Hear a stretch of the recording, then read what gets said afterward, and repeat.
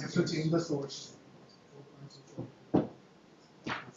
Just what's the particular scale and what's the particular scale? The work that I'm going to present today is one of my is what I say more of a disclaimer. It's still a work in progress. So recently I was awarded with a work like where I have to play with the large code bases, and I found code written over last 5 years contain a lot of bugs and the dirt which is left behind by developers in terms of due to their laziness or somewhat whatever bad practices is followed. So I came up with some tools which as an SRE we wrote internally and improved our code bases in terms of helping writing clean code. So this is much over a part of that uh, talk. So I will be talking more about what are the tools present inside the Python, uh, what are basically methods we should employ while writing a code, and it can help us to basically help write more clean code. So that's where.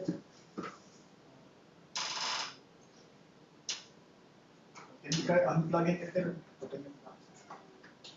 Is that how it works? One second. Give me the other side is straight.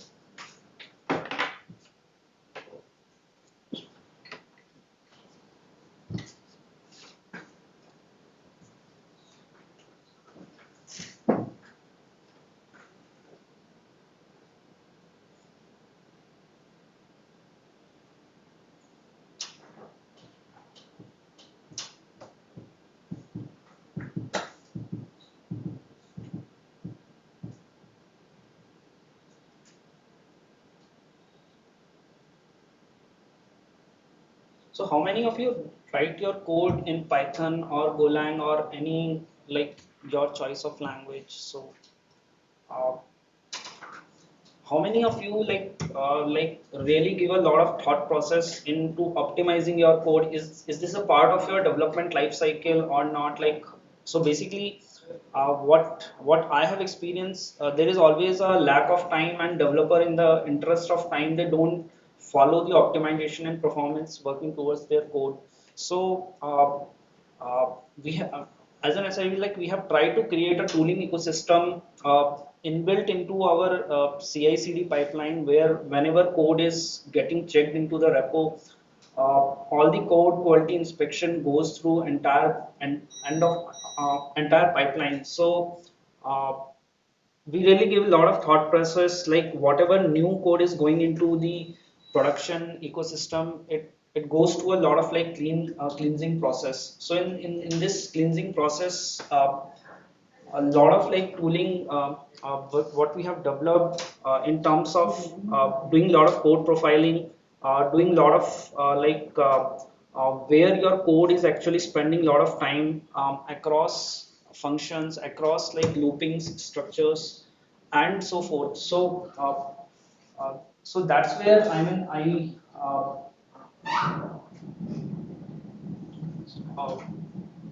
want to talk about more of what are the tools available around this ecosystem, and what are the inbuilt tools, what are the third party tools, and what we can talk more about it frequently in terms of adopting better code practices. So few of the Do you have this presentation available online somewhere? yeah. You can maybe open it in some other. Yeah, sure. That is good. Yeah. Yeah.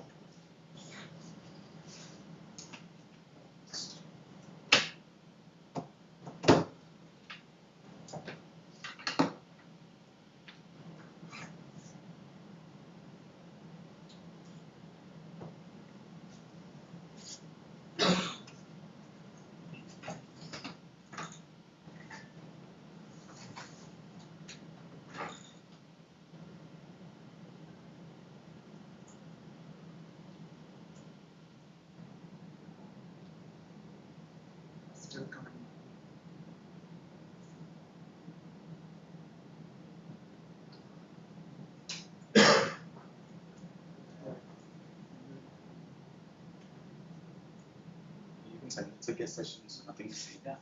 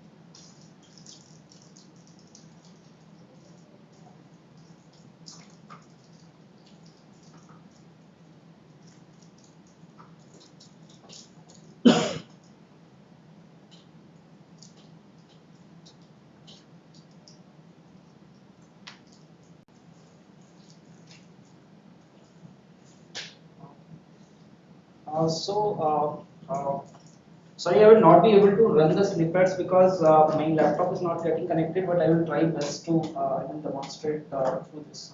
So, that's my background. I works more as an SRE, and my day-to-day in work involved playing with systems, engineering, and everything. What takes in terms of first to last mile of software delivery chain, I am accountable for that.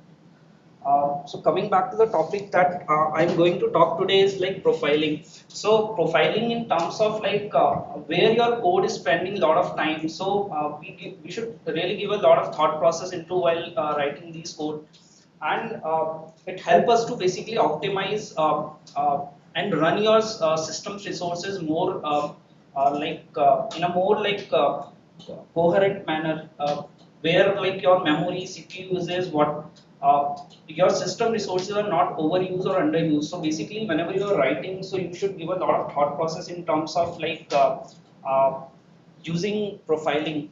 So in our day-to-day code practice, we don't include that. But now Python has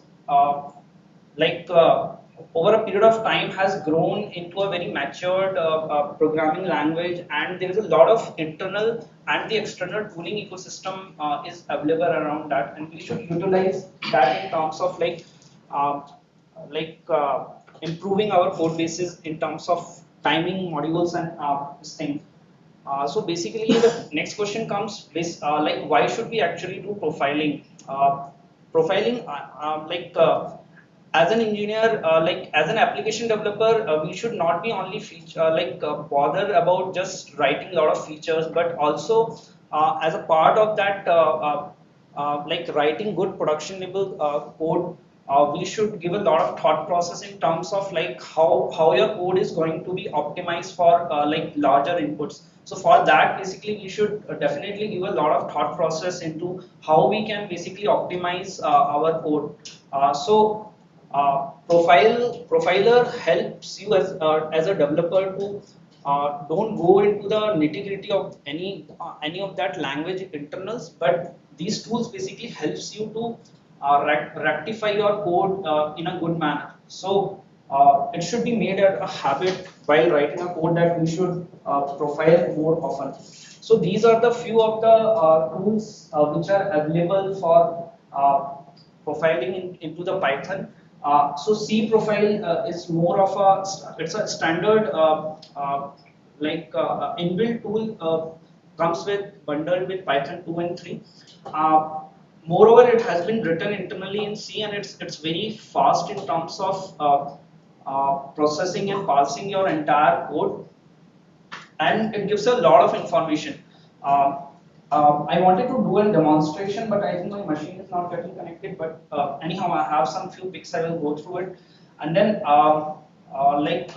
line profile is more of also a third-party tool. You can use this tool to improve your code in you can find like where your actually code is spending time, especially into the machine learning algorithms, where you need to see like when your when you are writing like a lot of models, so recently I have a use case like like there is a like around 5,000 servers running and the log is growing, log base is growing, like centralized logging is growing. So I wanted to understand like how the how our servers log base is growing. So I implemented reinforcement learning algorithm into that use case and wanted to understand like how our servers behave using so using that reinforcement learning algorithm. Lot of time was getting eat up by the CPU processes. So actually, I was not sure, like because I haven't gone through the TensorFlow Keras API into that. So and I don't have that much of time to play with those APIs. Like where my code is spending a lot of time, like why it is eating a lot of memory, why it is like uh, eating a lot of CPU resources. So I did a small thing like I wrote like a line profiler tool and I passed the entire reinforcement algorithm code through this process, and the end result was like code got improved like drastically 80%, and I got to know like line by line where all those like functions, where all those looping structures, where all those like lambda functions, where all these things are like spending a lot of time, and where there is a lot of like room for improvement. So using just that simple mechanism, I saved my lot of time, like not going into the internals of PyTorch, not going into the internals of the TensorFlow, Keras. So I just did like simple tooling ecosystem I provided, and then put it with my CI server. Like whenever code is getting into the check, that it should come out clean. So entire code base is getting passed through this tooling infra, so that goes into a long like improvisation process. Next tool in the bucket, I would say, is memory profiler. It's more of a inbuilt tool where it helps you to understand how your like program is behaving into the main memory. So as we know, like in Python, everything is an object. Whether it's your class, whether it's your any kind of thing is an object from a very high level abstract overview. And when these objects are loaded in real time, and you want to understand like where your own like all code base is, how it's behaving in the main memory. So sometimes we don't have idea, like especially when you're writing your programming sync versus async model. So you need to understand how your code is behaving into the memory, because memory is a very cost intensive operation, and we should be very cautious about like how our program is behaving in the main memory. So memory profiler as a tool comes in a like as a great tool, I would say, that help us as a developer to improvise our code base. So again, we wrote our like internal tool and put it into our CI server. So whenever code is getting checked in, so so entire code gets passed. For example, one of our millions of tests is running, and one build will take like around let's say 2 days. So we cannot afford to lose 2 days for just simple commit. So by using this tool, at least when the code enters into the production or the dev or the staging environment, it helps us to understand like how that the developer who has written the code inside his local dev machine, uh, that environment is completely different than the production environment, and how his program behaves when the interdependencies is bundled in some build, and then how it is behaving with the total as a cohesive story, how that program is behaving for your product.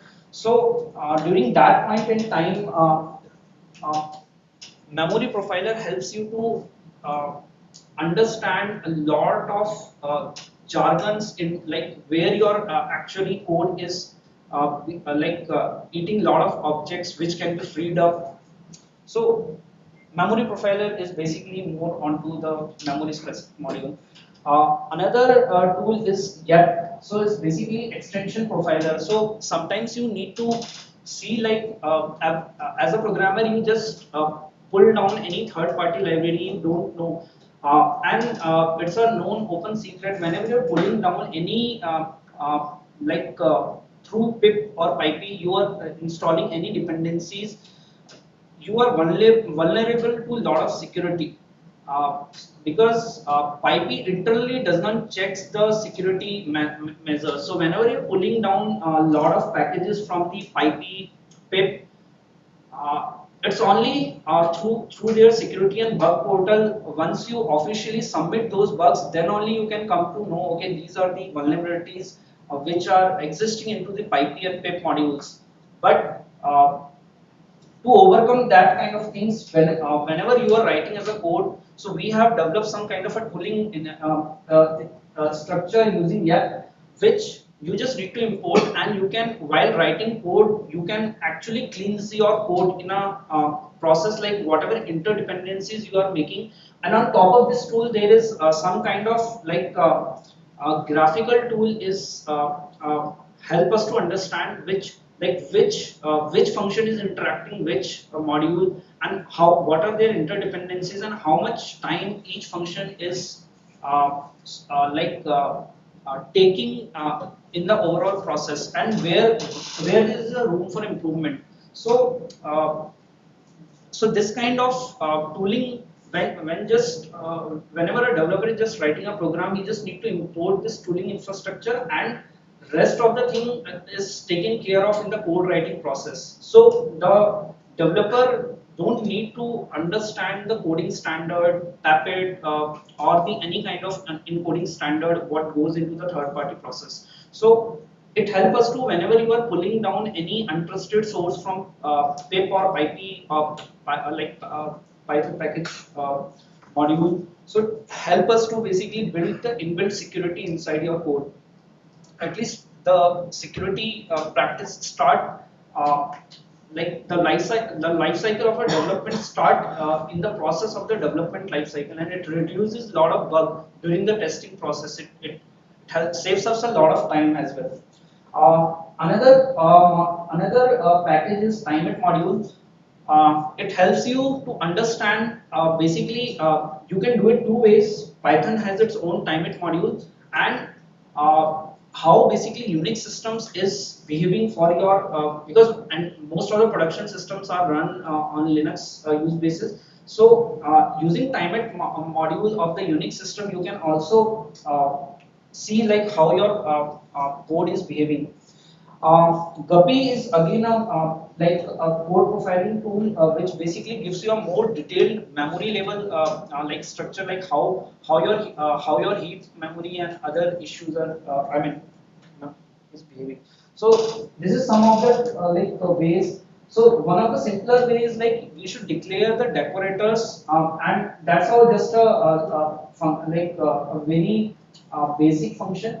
So we have defined a decorator, and we are just going to use this decorator like how our code is going to behave. So this is how you write it, and then you add this decorator to your function, and then we have just wanted to take like short an array of some 2 into 10 is to our 6 and random numbers. So that how you wanted to check like how this much of code is taking that much of time. So you just include the previous decorator function into this and just see like how much time it is taking for your random function.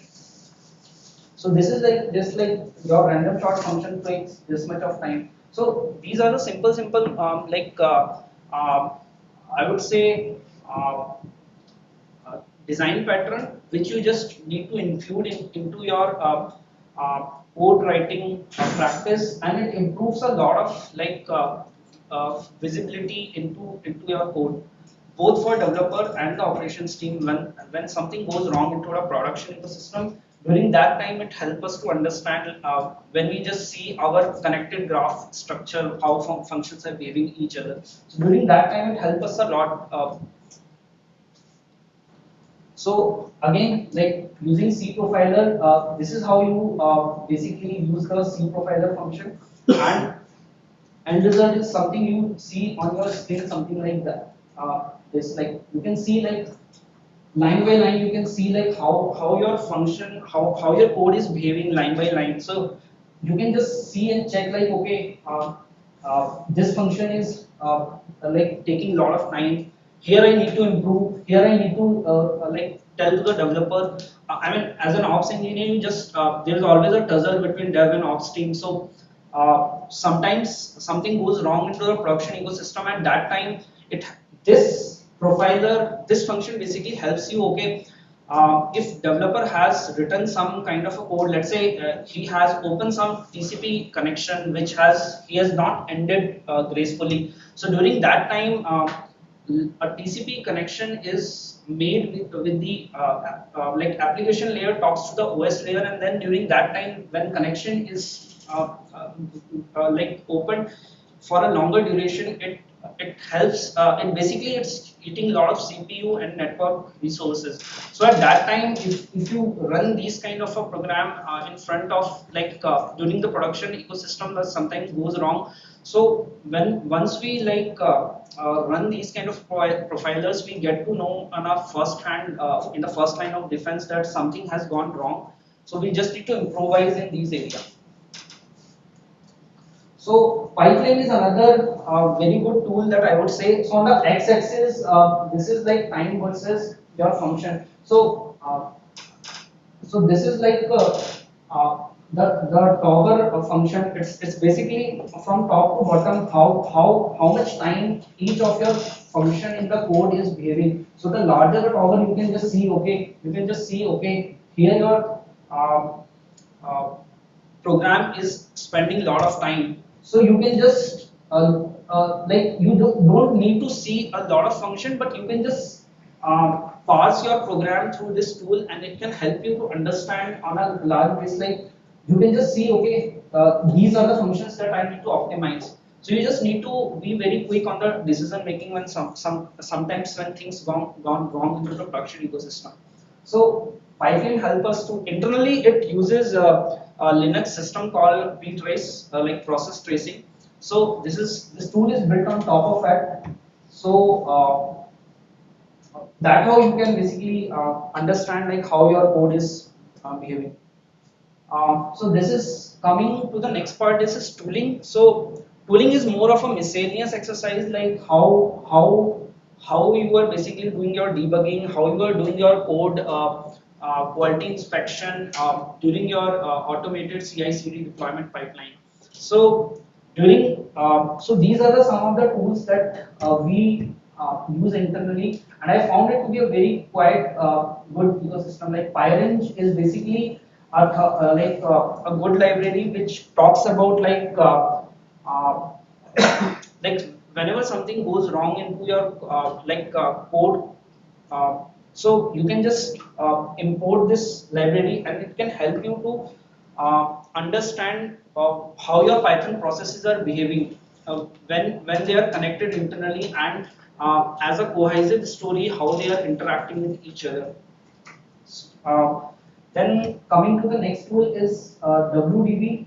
It helps us to basically understand the network nature, like how your especially when your application layer is talking towards the L4 L3 and entire like TCP socket connection when it is made, especially for the polling purposes. Whenever like application is making a lot of DB calls, so during that time, this tool help us to understand the nature of the network, like how network resources are being utilized, and if there is some bottleneck, we just run our quick profilers on top of using this tool. So it helps us to understand like how basically we can improve our network bottleneck. Pipeline I've already covered. Then so these are the few six tools which basically we use into our automated CI/CD pipeline. Like PyFlex basically checks for the simple Python file. Like if you're doing some errors while writing your code, you can just import this PyFlex package, and it will basically check like for simple things. If you are like let's say if you are writing some logging utility, so is something absolute path is there versus relative path. So how you are checking all those small things. So basically it checks, it simply simplified checks for you. Vulture is another good tool which basically finds what all unused classes are there in your program.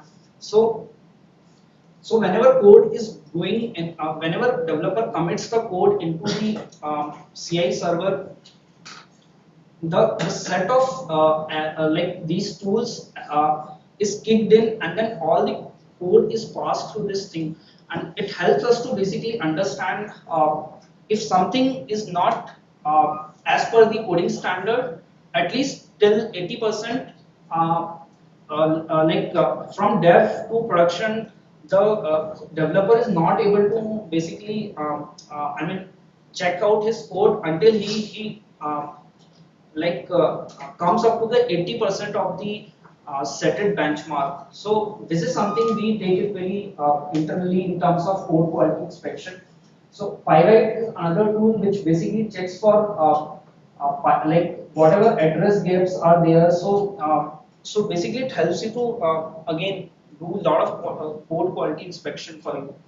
Pyroma is another very good tool which basically tells how Python projects are compiling according to your best practices, going by Puppet encoding standards and the ecosystem which is built by third-party communities. So how it is impacting.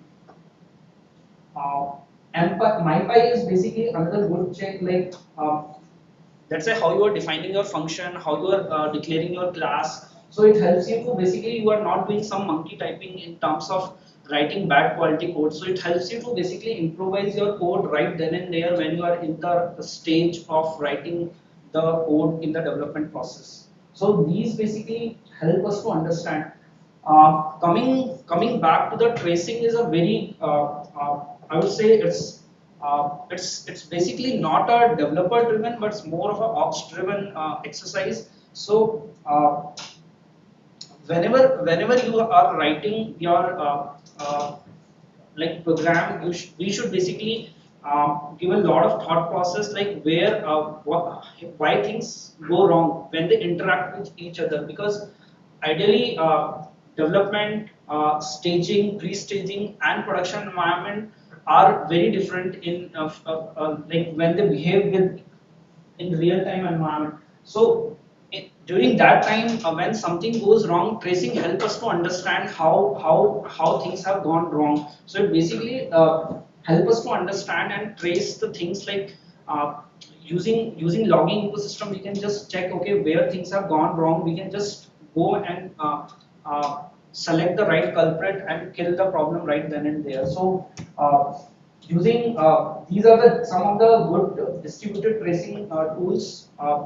Open tracing is one of them. Iger is another tool, and then there is application like application performance monitoring tools.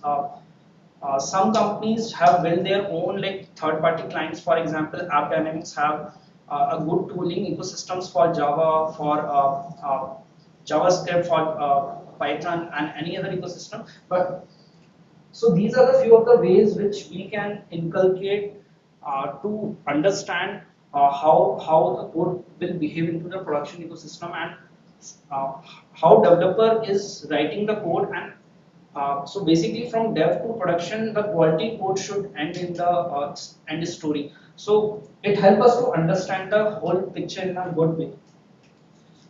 So coming to the security, so Bandit is one of the tools. So it is not a very high driven. I mean, it's not a very highly mature tool, but for the starting thing, it's basically helps you to find the common security issues. Let's say if somebody, if you have written some function, and let's say there are some two processes, one is parent process and another is some child process.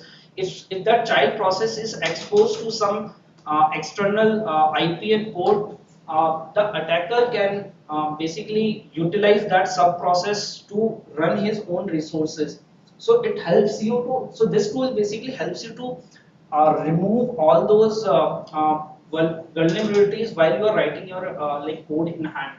Uh, Pickle is another very good library which helps you to the serialization, deserialization. So especially whenever it goes for other data validation practice, especially when you are like downloading data from the untrusted sources. It's basically you're loading the missile and you are and you don't want to how to use it. So it's the only way you just download the data from untrusted source and uh, play with it. So so basically this pickle package helps you to simplify that process, that whenever you are downloading your data from some untrusted sources, so using this pickle you can make sure that cleaner data is ending into your database for on top of which whatever data analytics you want to run upon and all. So it helps you nothing. Uh, so that's where like I have any questions. I wanted to demonstrate, but let me see. So in the meanwhile, so far you have any questions? Are there any libraries which are good for load testing? Load Yes. testing, stress testing? Yes. So basically, there are like Pinose. For the unit test framework, there's a separate unit test framework, but then Pinose is one of the very like matured library. Like load runner is there for other. They have internally built modules for that thing. So I haven't. I can get back to you on this by having detailed research. But so far, my knowledge is concerned. Like I have used Pinose, and they have specific modules to take care of that. So let us say in a memory profiling, you figure out that if data size becomes large, like you are loading a large set of data, then you are ending up with a memory leakage problem because of caching, etc. Whatever. So does it also advise you course correction mechanism? What you can do to correct that problem? Let us say problem is not with the code. Problem is when I load large size of data for the processing, and I am using caching, cache data for the purposes of certain faster processing. So does it advise me what I should be doing as a prescription? I would say it would produce see it's a it would produce some very like raw report for you, but on top of that raw report you have to understand your use case. So prescription is not part of the memory profile. No. It is only description. Yes. So whatever I have used in terms of memory profiler, so that is one package we use in our it generates a very nice report for the code which you have executed, and code statement by statement will tell you that how much memory is internally used, what percentage of memory a specific line of code provides, and then you have to figure out that which line is really causing you trouble and you can correct it. Particularly for your use case, you have to so basically Like on top whenever of we this face wrapper, problem of let us say memory overshoot or memory leakage, we end up batching the data, but sometimes it ends up with compromising on some of the outcome we are expecting. So if I have 50 MB of data, right. I will chunk it with 1 MB data 50 times. So I have Right. to run this, I have to create additional for loop. Right. So problem is that instead of processing the whole 50 MB data once in a one go, I have to process it to 50. So 50 it ends up with larger time for the runtime, Right. but my memory leakage problem goes away. So is there a way I can? So depends on what operation you are performing, but then you can vectorize your whole operation, and rather than going line by line, you can go column by column and process the information. So vectorization is one option which a lot of people in data science use. So even like vectorization also end up with the same memory problem for me. When I load data set beyond the limit, and when I'm trying to run processing by using some models. So if input data is large, my model outcome also becomes very large, and eventually after 2, 3, 4 iteration, I end up with a memory problem. In cloud environment, what happens as soon as you reach the limit of 1 GB of private memory, Right. it simply recycles. Right. Unlike your virtual machine where you can go for 8 GB, 20 GB, in cloud environment, if it is a Let us So say this manage this is still the one pain point area when we need to improve on the memory profiling side. So how companies and individuals are dealing with this problem is they have written their own wrapper on top of this to come up with their own use cases, and they don't. I have found very few open source tools in the this thing like Valgrind is one of them, but then you should know like how your platform works because many tools are platform dependent and how you should basically. So because I observe that all these tools works fine if your data input size and data output size are not very large and you are not running iterative outcome. So I would answer it this way, like the way the authors who have written tools, they didn't like They have have some this use cases in case. mind. Correct. So this is like they have written it and then they have just released for the use. So that's where uh, the only thing the pain point because writing any on a wrapper on top of it requires you to have a very good system internals knowledge and basically it's a lot of platform dependent things. So there are very few solutions as of now in terms of open solutions market which solves really this problem which you are talking about.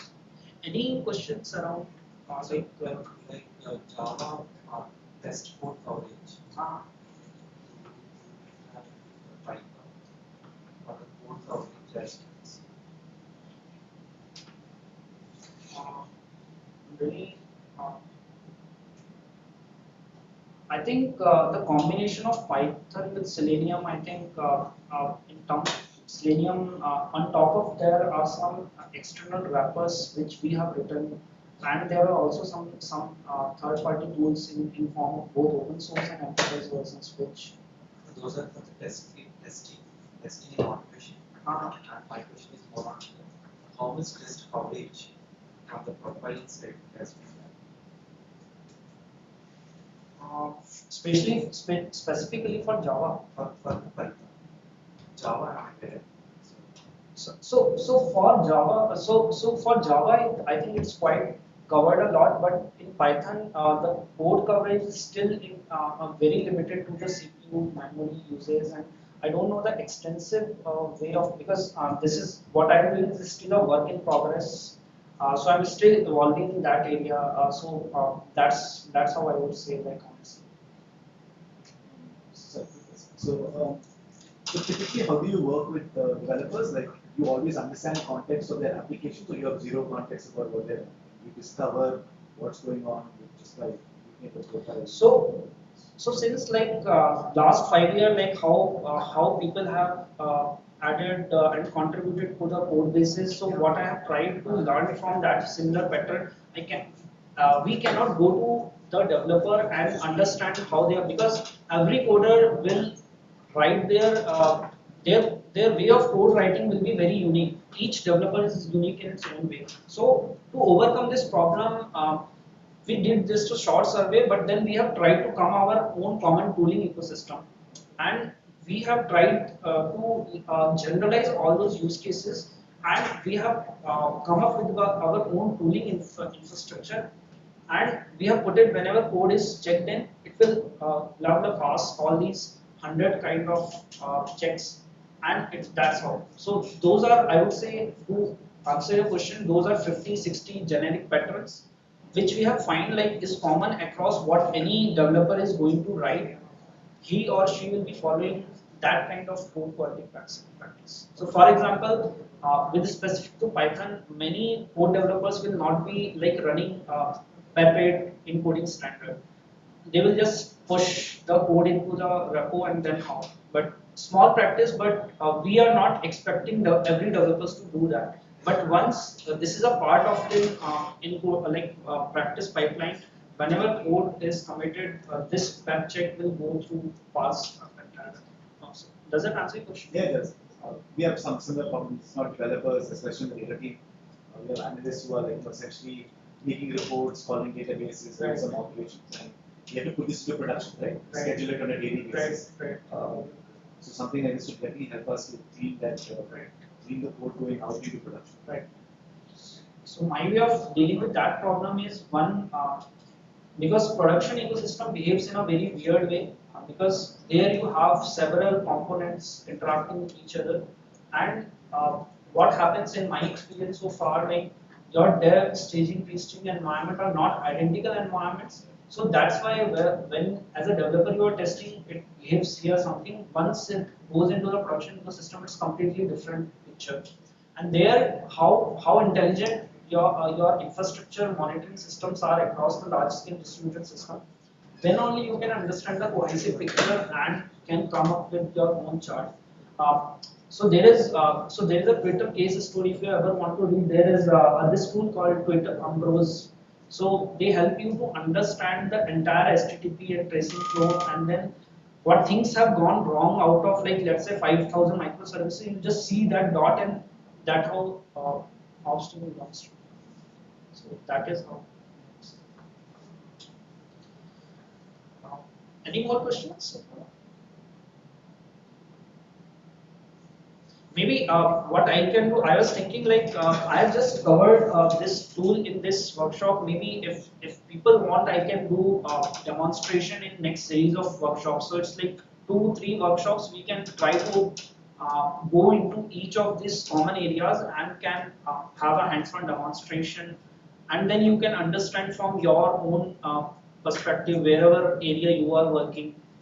Uh, how you can basically improvise your code and performance testing. Because in smaller companies it is not followed, but in my experience so far, like when you are working for a bigger companies, a lot of thought process goes into the pictures, because companies like Cisco, Microsoft spend a lot of billions of dollars, million of dollars to just pay to the third parties in order to acquire these kind of clients. So in that terms, Golang and Python, I have found like they are a very good internal inbuilt tooling ecosystem, which helps you to write a lot of clean code while you are writing your code. So in bigger companies, you cannot just commit your code until you pass like 80% benchmark testing framework. So this demonstration will really help you to understand as a writing clean code and how to merge it with larger code bases. So this is my already work in progress. So like usually there will be one team, 5-6 members will be working in one commit.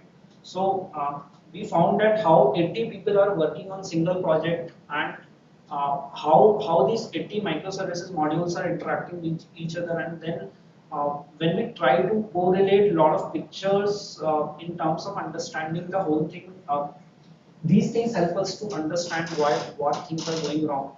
So that is my still work in progress and demonstration, which I am learning on. So I just wanted to share with that into the community. So if you have any thought process, I'm happy to take more extensive workshops in and around that. Okay. You can reach out to me to any of the medium. If you have any questions, feel free to.